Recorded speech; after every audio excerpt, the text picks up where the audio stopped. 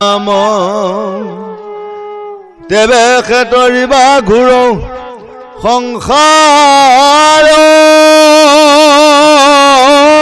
নিকাৰ বোলা ৰাম ৰাম হৌক অপাতক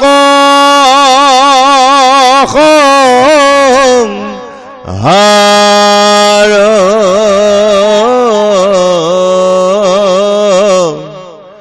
কৃষ্ণ হৰি ৰাম ৰাম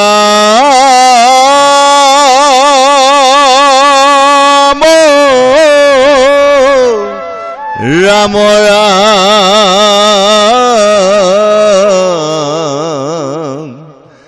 হৰি ৰাম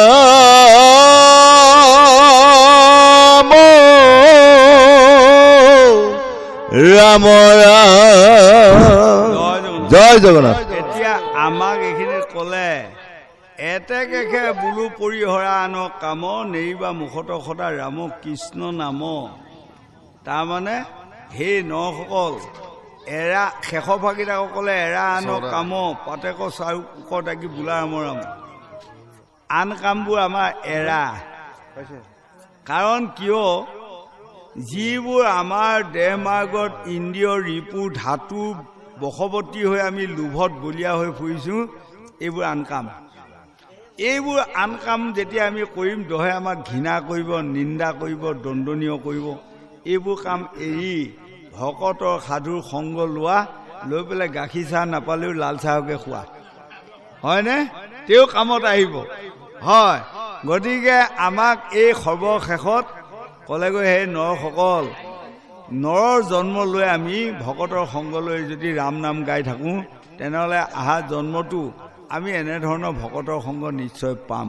বাৰু যাই হওক, আমি ইমান সময়ে আপোনাসকলৰ মাজত যি দুআষী মহান ভাগৱতৰ কথা কৈ আহিলোঁ, ইয়াতে হয়তো অনেক আগপিছ দুভুল হ'ব পাৰে।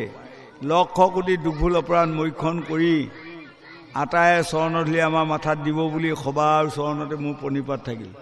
এতিয়া আমাৰ মোহন নাথ সাপমাৰী গাঁৱৰ বহুদিন আমাৰ অধমে লগতে লৈ এইবোৰ শিকাই বুজাই লৈ ফুৰিছিলোঁ, ক'ৰবাত যাতে মোক সহায় কৰিব পাৰে।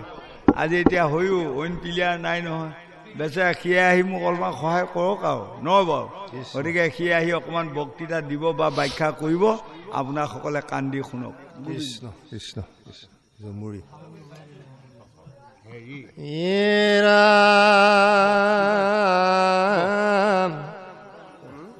বদতি মইতে ধীৰ শুনিও বিদুৰ বীৰ পাছে যে নভৈলা তথা কহুৱাবে সিটো কথা এহি মতে স্তুত বৰ কহিলন্ত মহেশ্বৰ পচেত সগনে পাই আনন্দৰ পাৰ নাই হিৰে কীৰ্তন জুলি ধৰি প্ৰণামিলা ভক্তি কৰি বোলে গদ গদ বাণী শুনা প্ৰভু শুল পানী তুমি সে আমাৰ গুৰু ভকতৰ কল্প তৰু কিনো কৃপা বিস্তাৰিলা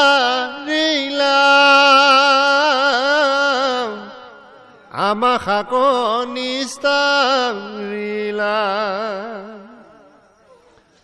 দিলা জ্ঞান উপদেশ গুচিল সংসাৰ ক্লেশ হেন দেৱতী পুৰাণী তুমি পৰয়োপকাৰী।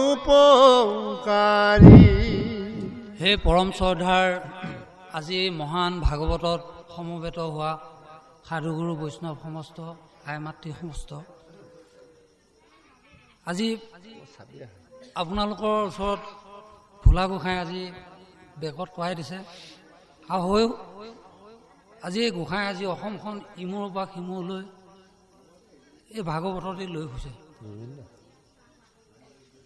গতিকে মানুহ সদায় জীয়াই নাথাকে। আজি যদি গুৰুজন ঢুকাই যায় তাৰ পৰিৱৰ্তে এজন থাকিব লাগিব। সেই মনোবৃত্তিৰে আপোনালোকৰ শ্ৰীচৰণত কৃষ্ণ ঈশ্বৰ যি গুণাগুণ ক'ব বিচাৰিছোঁ তাত যদি কিবা আগা পিছা হয় বা ভুল ত্ৰুটি যদি হয়,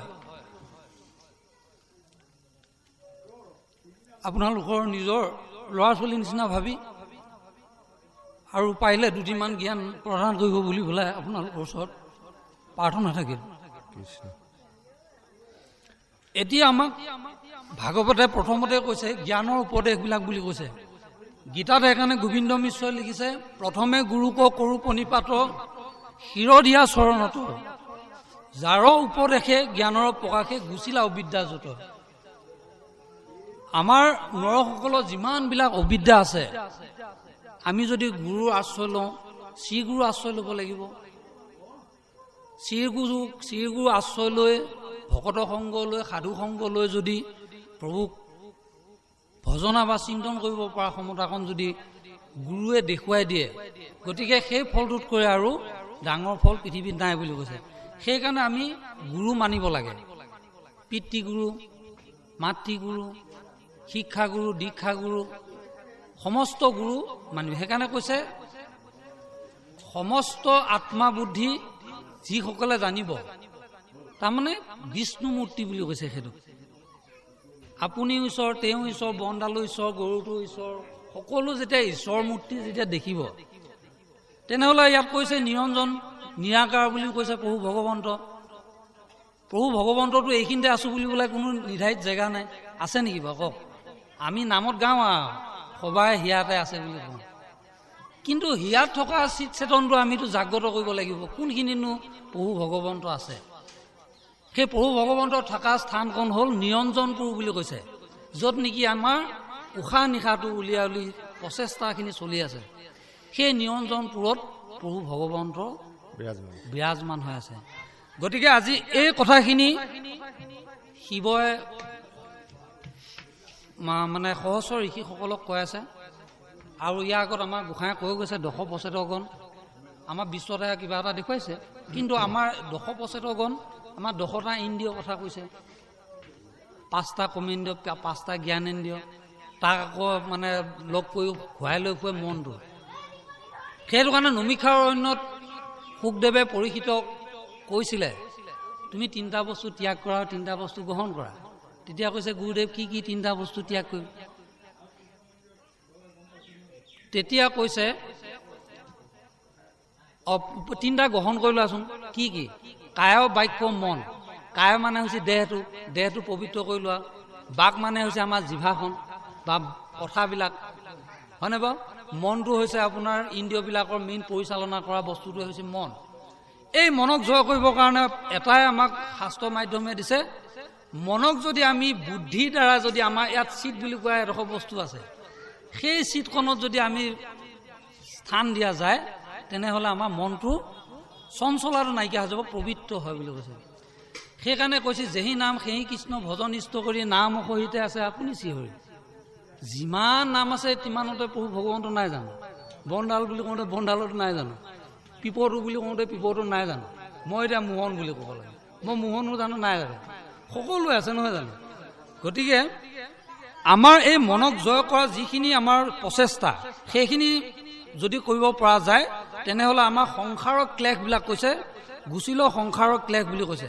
জ্ঞানৰ উপদেশে সংসাৰৰ ক্লেশবিলাক নাইকিয়া হ'ব। মানে যিবিলাক দুখ আমি তৰুণ তৰুণী কালত বা বাল্যকালত আমি অত্যন্ত মহাপাপ কিছুমান কৰিলোঁ, সেইটোকে ভাবি পেলাই যদি এতিয়া যদি আকৌ মহাপাপবিলাকতে যদি থাকিব বিচাৰোঁ তেনেহ'লে আমাৰ এইটো শুদ্ধ হ'বনে? জ্ঞান আমাৰ প্ৰকাশ পালেনে? নাই।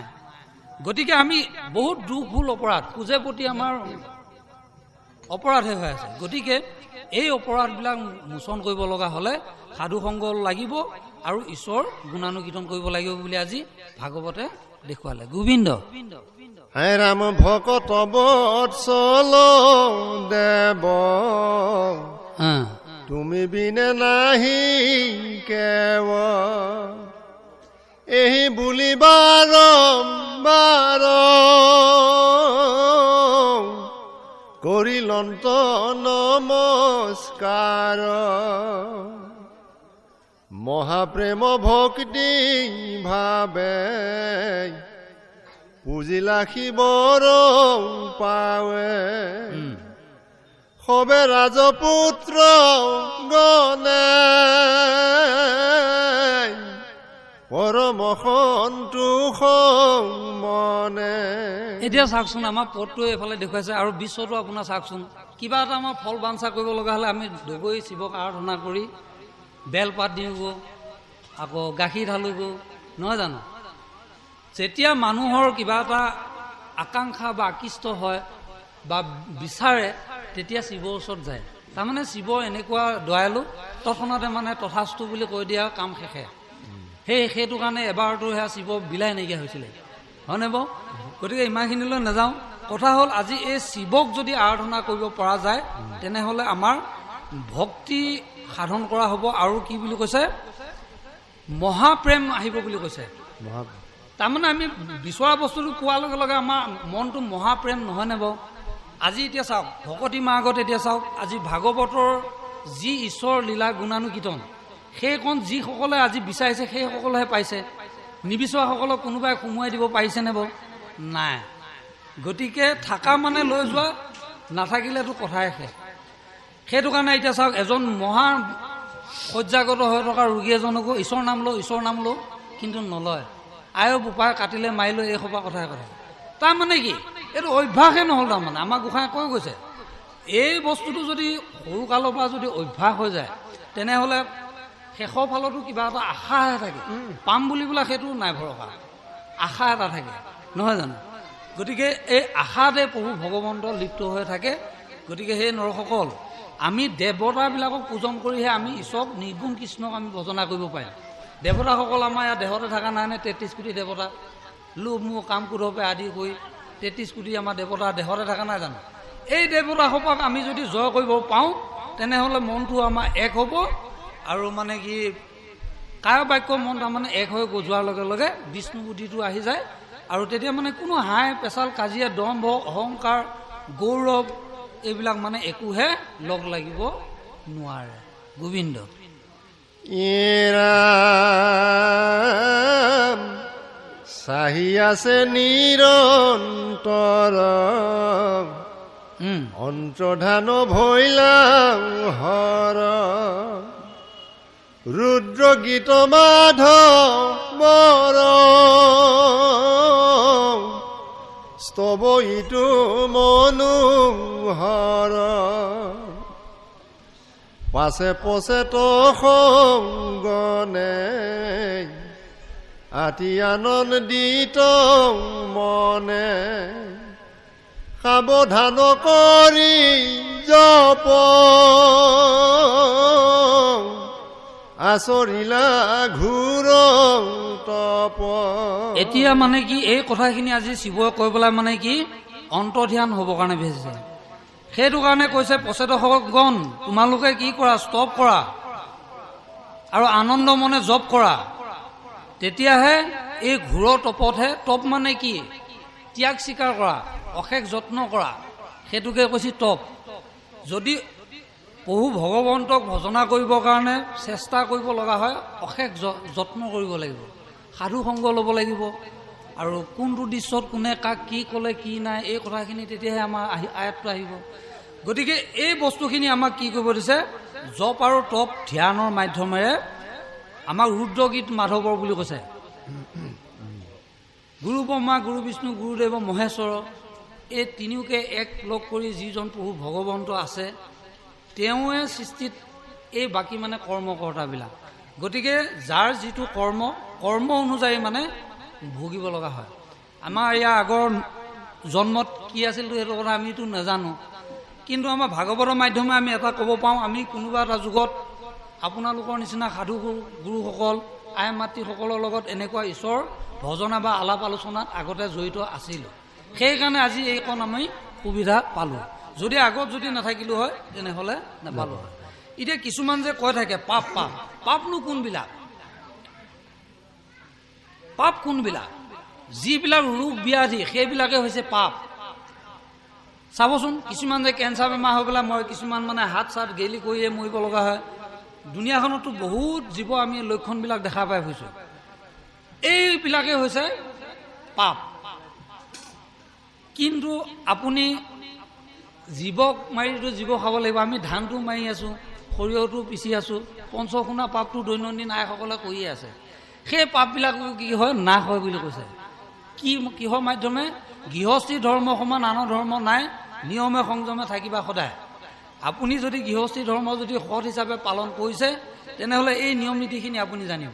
সেইকাৰণে ল'ৰা ছোৱালীবিলাকক কি কয়, বিয়া বাৰু পতাৰ পিছতে নাই গুৰুখন নজনখন কৰাই দিওঁ। তাৰমানে কি? বাপেক মাকেও সেইটো চিন্তন কৰে যে সৎ হওক। দীক্ষাগুৰুৰ দ্বাৰাহে যেতিয়া এই মাধ্যমটো আমিও পাইছোঁ, গতিকে আমাৰ ল'ৰা ছোৱালীও সৎ হওক এই বুলি পেলাই সোনকালে দিয়া যায়।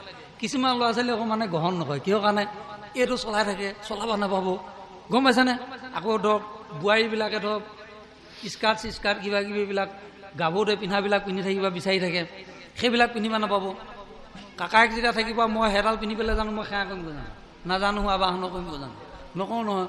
গতিকে এইবিলাক লক্ষণ শাহু শহুৰ পৰা শিকি ল'ব লাগে। সেইকাৰণে এখন যমপুৰাণতে এই কাহিনীটো আছে আপোনাৰ, এটা চান্দালে গতি পায়, এটা চান্দালে গতি নাপায় বুলি পেলাই কৈছে। কোনটো চান্দালে গতি পায়?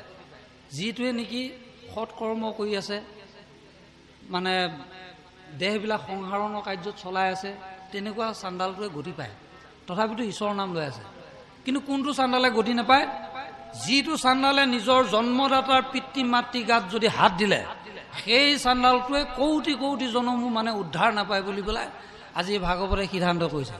সেইকাৰণে আমি ল'ৰা ছোৱালীবিলাক সৰুৰ পৰা যদি আমি জ্ঞান ভকতি মাধ্যমটো যদি মানে নিজৰ ল'ৰা ছোৱালীক শিকা যাওক, বেলেগক কৰিলেতো ইনচাল্ট কৰা বুলি ক'ব, আৰু এডালেহে জানাডাল হ'ল, এডালেহে মুখটো কৰা হ'ল।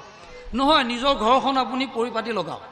নিজৰ ঘৰখন এইখন এখন ঘৰ, নিজৰ ঘৰখন সেইখন এখন ঘৰ।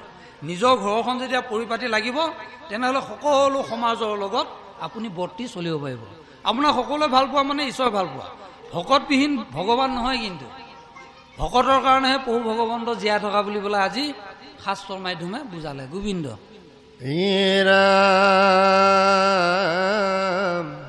অযুত বৎসৰ জলে থাকি সবে অবিকলে মাধৱক কৰি ধ্যান ৰহিলন্ত খাব ধান। এই কাৰ্যটো আজি অযুত বছৰ জলৰ তলত ধ্যান কৰি আছে। কাক কৰি আছে? মাধৱক কৰি ধ্যান বুলি কৈছে। এতিয়া মাধৱ মানে নেকি? মা মানে হৈছে পৃথিৱী, যি গৰাকী সেইটো হৈছে মা। ধৱ মানে হৈছে গৰাকী, যিজনে পৃথিৱীখনৰ গৰাকী, মানে সৃজন পালন সংহাৰণ এই তিনিটা কাৰ্য মানে যিজনে কৰি আছে সেইজনে হৈছে মাধৱ। কিবা যদি ভুল চুল হৈ যায় গুৰু অকণমান লাইনবিলাক পোনাই লৈ যাব। আমিও নতুনকৈ হেৰি কৰিছোঁ নহয় জানো? আপোনালোকৰ পৰা যদি আমি দুটিমান জ্ঞান যদি লৈ নাযাওঁ, মই কোৱাখিনিকে যদি শুদ্ধ বুলি পেলাই যদি ভাবি থাকোঁ, সেইটো নহয়। ৰামৰামী কাপোৰখন ল'লোঁ বুলি যে মোৰ অন্তৰখন শুদ্ধ হৈ আছে, সেইটো মই নিজেও মই ক'ব নোৱাৰোঁ। কাৰণ কালৰ মায়ে কোনখিনি সময়ত কাক কেনেকৈ গ্ৰাস কৰে কোনেও নাজানে। আপুনি এতিয়া আছে বঢ়িয়াকৈ লৈ কৈ আছে, কিন্তু আপোনাৰ কালৰ মায়ে কি কৰিব? এনেকুৱা এটা বেয়া কৰ্মত আপোনাক ফচাই দিব, যিটো কাৰণত নেকি আপুনি ৰৌ নৰকত পৰিব লগা হ'ব। গতিকে এই কালটো, আমাৰ কালটোনো ক'ত আছে দেহত? মন কৰিবচোন, আমাৰ গোসাঁই বৰ ধুনীয়াকৈ কয়, এই ডিঙিৰ ওপৰত এনেকুৱা উঠোঙা এটি আছে নহয়, সেইটো বোলে কাল। আৰু মায়া কোনটো? আমাৰ চকুকেইটাই হ'ল মায়া। আই গৰ্ভত থাকোঁতে অন্ধকাৰত ডুব গৈ আছিলোঁ। যোনদিনাখনে আমি প্ৰৱেশ কৰিলোঁ পৃথিৱীখনত, চকুকেইটাই দেখা পায় কুহা কুহা কৈ ঈশ্বৰৰ নামটো ভিতৰতে লৈ আছে, নমস্কাৰ কৰি আছে, কোটি কোটিবাৰ নমস্কাৰ কৰি জন্ম পালে। পোৱাৰ পিছতে কুহা কুহা কৰি বিশ্বখন যেতিয়া ৰূপবিলাক দেখা পালে চব পাহৰি গ'ল। পাহৰি যোৱাৰ লগে লগে কি হ'ল, আকৌ এতিয়া সেইকাৰণে কৈছে নৰসকলৰ লগ হোৱা, সাধু সংগ লোৱা, ঈশ্বৰ ভজনা কৰা, যদি মৰণৰ সময়ত যদি এটিও যদি আনিব পাৰে তেনেহ'লেও গতি পায় বুলি পেলাই আজি ভাগৱতে সিদ্ধান্ত দিছে। গোবিন্দ ইটো শ্ৰী ভাগৱত পুৰাণত সাৰ সত পৰমহংসৰ মত সংহিতা যে স্বৰূপত। এইটো এটা ধুনীয়া কথা কৈছে গুৰুসকল। ইটো শ্ৰী ভাগৱত পুৰাণৰ সাৰ তত্ত্ব, পৰমহংস মত সংহিতা যে স্বৰূপত। এতিয়া ভাগৱতখনটো চি বুলি পেলাই দিছে, চি ভাগৱত। চি মানে হ'ল কি, জীয়াই থকা। স্বৰ্গীয় মানে হ'ল মৰা। আমি এইবিলাক লিখা লিখি কৰি আছোঁ আৰু আমাৰো যেনেকুৱা পিতৃ ঢুকালে আমিও এতিয়া সেই চন্দ্ৰবিন্দুডাল মাৰি থাকোঁ, স্বৰ্গীয় অমুক নাথ, বুজিছেনে? তথাপিতো নাথ, কিন্তু ডেকা লিখাবিলাকে কিন্তু ডেকাই হৈ থাকে দেই।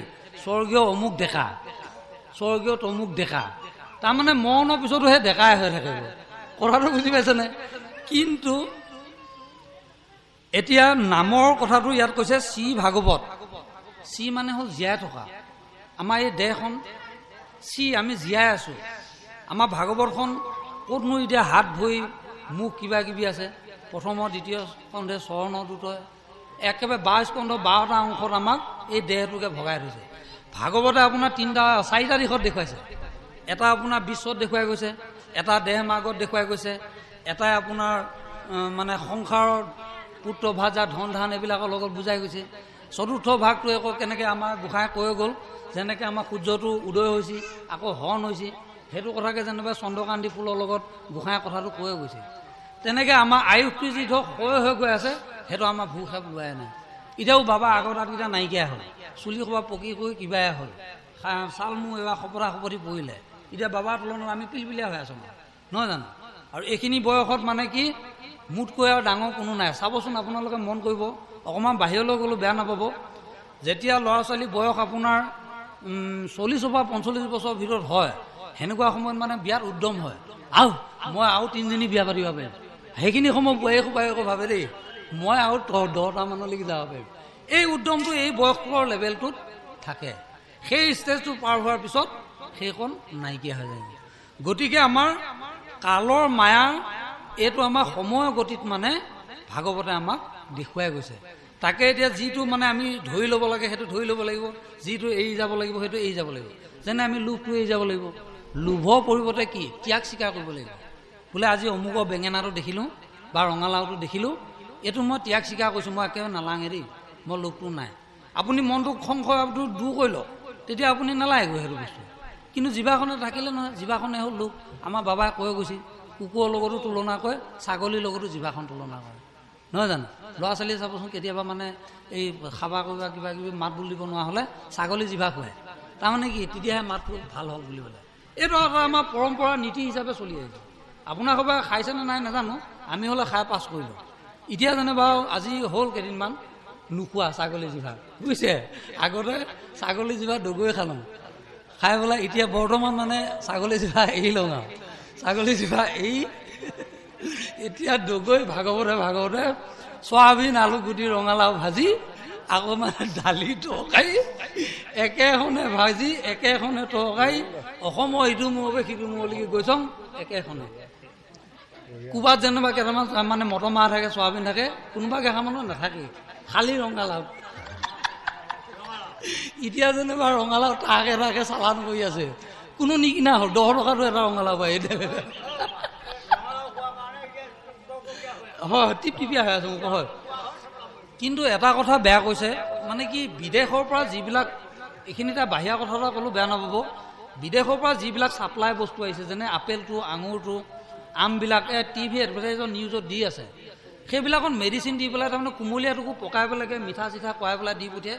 সেই বস্তুটো খোৱাৰ লগে লগে নৰসকলৰো বিগুটি ঘটিবই। আমাৰ ইয়াত এতিয়া হৈ থকা আম এটা পকিছে খাইছে, সেইটো আপত্তি নাই।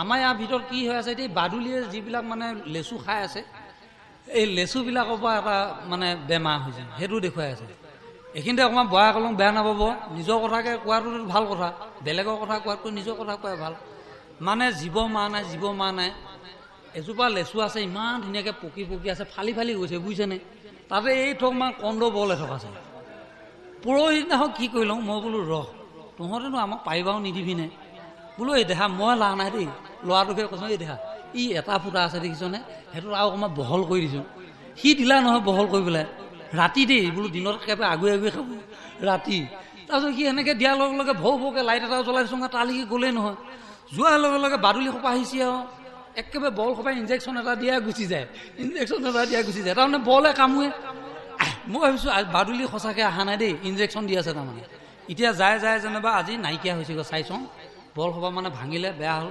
এতিয়া চাওক জীৱৰ প্ৰতি যিটো দয়াশীল এতিয়া সেইবিলাক আততায়ী নিচিনা বস্তু এতিয়া মহটো পৰি আছে আপুনি গোসাঁই কৰি আছে যেনিবা দেখাই নাই যেনিবা আপোনাৰ কিবা এটা কামুৰি আছে আপুনি হে কৃষ্ণস্বামী তজুপাৱে আমি এনেকৈ কওঁতে যদি মৰি গৈছে সেইটো এটা জানো পাপ হোৱা নালাগে গতিকে কিছুমান আততায়ী বোধে পাপ নাই জানি বুজি যদি আপুনি ভুল কৰে সেইটোত আপোনাৰ পাপ আছে অজানিতে যদি আপুনি বিষ কণুকো খায় সেইকণো অমৃত হৈ যাব বুলি পেলাই কৈছে কাৰ হৈছিলে অমৃত মহাদেৱ হৈছিল তাৰ বাহিৰে নৰসকলক বিষ পান কৰি পেলাই অমৃত হোৱা নাই আজি সেই মহাদেৱে এই পচেত গণক মানে কি মাধৱক কেনেকৈ পায় মাধৱৰ চৰণ কেনেকৈ পায় কোন জ্ঞানৰ মাধ্যমেনো মাধৱক পায়গৈ এই কথাখিনি আজি কৈ আছে গোবিন্দ অকণমান বাঢ়িলা বেয়া নাপায় ৰাম ব্যাসদেৱ বিৰচিত কৃষ্ণ ভক্তি বিজুম্বিত চতুৰ্থ স্কন্ধৰ ইটো ৰুদ্ৰগীত নাম যিটো চতুৰ্বিংশ অধ্যায়ৰ কথা পাতি ৰুচিকৰ এহি মানে সমাপত ভৈল কৃষ্ণ প্ৰসাদত এতিয়া প্ৰতিটো দৃশ্যতে কবি উপদেশমূলক বাণী অকণ থাকে আজি কবিয়ে মানে কি কৈছে শুনিও সভাসদ মহাভাগৱত পদ এতিয়া কৃষ্ণৰ প্ৰসাদ বুলি পেলাই কৈছে কৃষ্ণৰ প্ৰসাদনো কোনটো এই কলটো মাহকেইটা বুটকেইটা এইটোৱে প্ৰসাদ জানো হৈছে ঈশ্বৰৰ প্ৰসাদটো কোনটো বুলি কৈছে ঈশ্বৰৰ প্ৰসাদটোৰ কথা কৈছে জ্ঞানটো জ্ঞানে হৈছে ঈশ্বৰৰ প্ৰসাদ এই জ্ঞানৰ মাধ্যমে যদি ঈশ্বৰক ভজনা কৰিব পৰা যায় সেই প্ৰসাদটো আচল প্ৰসাদ বুলি কৈছে আমাৰ এতিয়া মণিকূটত এতিয়া মাহ কল যদি দিয়া নাযায় ভকতসকল নাথাকে সেইকাৰণেহে আজি প্ৰভু ভগৱন্তক অৰ্পণ কৰি সেইকণ আমাৰ আহুতি দিয়া হৈছে গতিকে আমি জীয়াই থাকিবৰ কাৰণেও আহাৰ লাগিব জানো নহ'ব জানো অনে প্ৰাণ প্ৰাণে বায়ু এই সংযোগে ৰাখি আছে আয়ু অন্ন নহ'লে জানো প্ৰাণ থাকিব লাগে নাথাকিব নহয় অন্ন নাখালে জানো দেহটো থাকিব জানো নাথাকিব নহয় আজি সৰুকালৰ পৰা কিমান খাইছোঁ হয়নে বাৰু কিমান মোন ধান এতিয়া হজম কৰিছোঁ আপোনালোকে হিচাপ দিব পাৰিবনে কিমান খালেহে হিচাপ দিব পাৰিবনে কেতিয়াও নোৱাৰে কিন্তু আপুনি সাধু সংঘ কিমানজনৰ লগত ঘূৰি ফুৰিছে ভকত সংঘ কিমানজনৰ লগত লৈছিলে এই কথাখিনি কাণ পকিয়া কোনখিনি সময়ত সোধে ই মৰণকালৰ আগমুহূৰ্ত সাধু সংঘ কিমান দিন লৈছিলা ঈশ্বৰ ভজনা কৰিবৰ কাৰণে সময়ে নাপালা ভকতক অৱহেলা কৰা কাণ তলীয়া চৰ দি ই তেতিয়া জমদূতকেইটাই হেৰি কৰে আৰু যদি ভাল কৰ্ম কৰিব পাৰে ঈশ্বৰ ভজনা কৰি থাকিব নহয় জানো বা ঈশ্বৰৰ নাম আনিয়ে থাকিব এনি টাইম আনি থকাৰ লগে লগে কি হয় জমদূতে লাগিবৰ কাৰণে সাহ নাপায় তেতিয়া বিষ্ণুদূতে ৰথত উঠাই লৈ যায় বুলি কৈছে গতিকে আমি বিষ্ণুৰ ৰথনো কেনেকুৱা সেই ৰথনত উঠিব লগা হ'লে এই ভকতি মাধ্যম সাধুগুৰু সংগ লৈ শ্ৰৱণ কীৰ্তন যদি ঈশ্বৰ যদি কৰা হয় তেনেহ'লে সেই মাধ্যমেৰেহে আমি পামগৈ বুলি কৈছে গোবিন্দ